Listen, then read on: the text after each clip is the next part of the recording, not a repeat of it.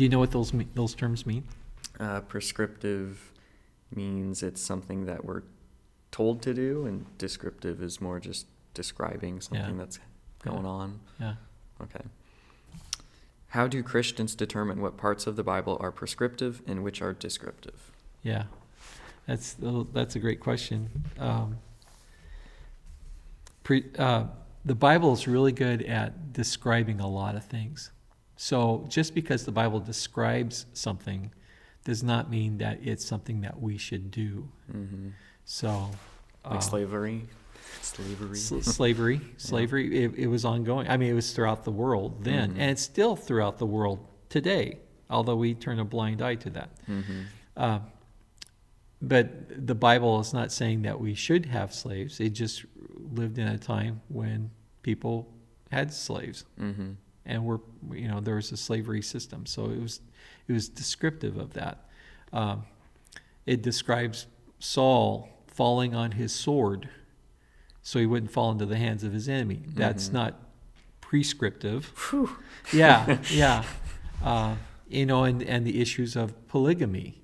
It was descriptive of what people were doing, but it's not telling us that that's what we should do, although some people have taken that to support what they want to do.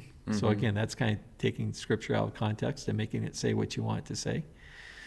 So prescriptive is something that we need to put into practice.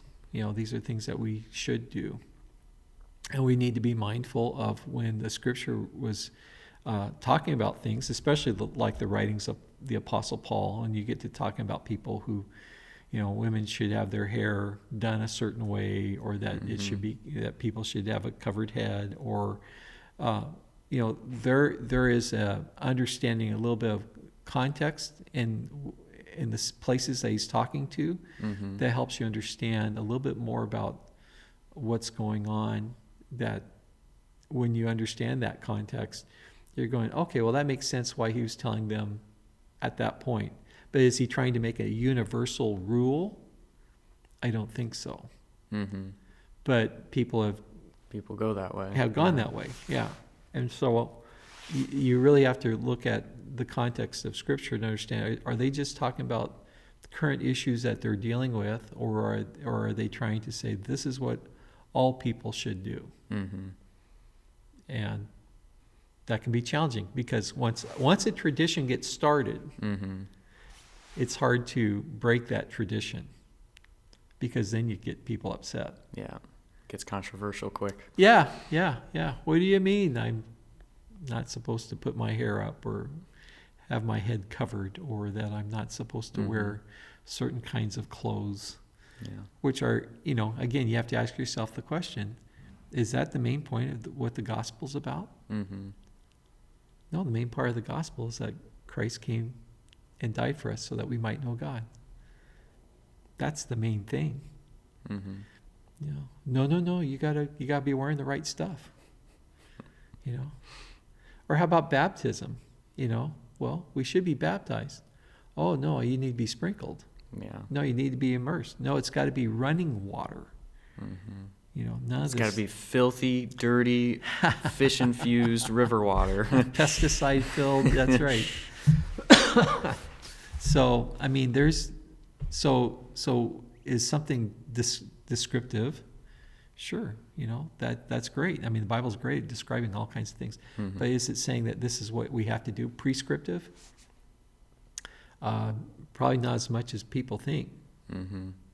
Except that we should pray, we should seek God, those kinds of things. We should be in fellowship. Don't neglect the assembling of yourselves together. Oh, well, no, sorry, the Seahawks are playing. Or I've got tickets to, or I'm tired, I don't want to go to church. Oh, okay, well, forget about that prescription. We'll just ignore that. But we'll focus on something else. Anyway. Calling some people out. Whew. Well, I don't know. I mean, I don't have tickets to the Seahawks, so I don't know. But I'm not that wired about it. But I'm just saying that it's easy for us to really put our focus on things that aren't the main thing. And so figure out what the main things are. And if we focus on those things, then the descriptive things and the prescriptive things won't get quite so confusing Mm-hmm. from my perspective.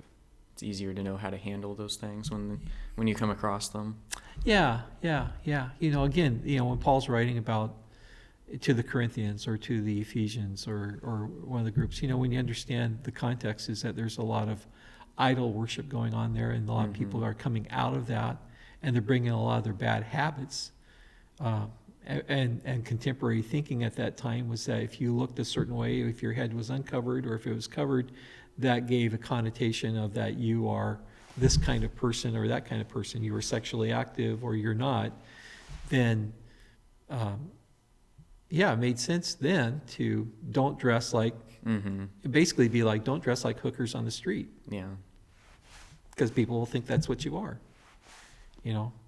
Don't act a certain way because that's what people will think you are. Mm-hmm. So those were very contemporary ideas on how to live and how to look, but it doesn't necessarily mean that what happened in first century AD Corinth or Ephesus is what applies to us now. Mm-hmm. So, all right. yeah.